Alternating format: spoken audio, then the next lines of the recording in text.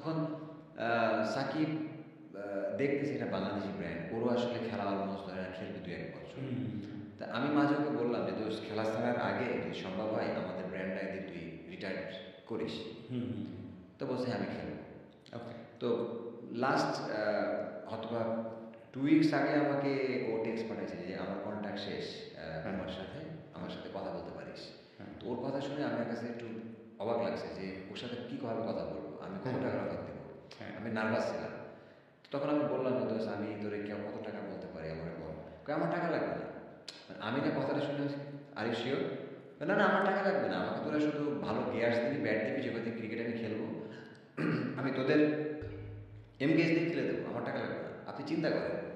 আমি কথাটা শুনে আমার কাছে খুব অবাক লাগছে যে আসলে মানে মানুষ যদি বড় মেন্টালিটি না থাকে তাহলে এটা কখনো বলতে পারে না।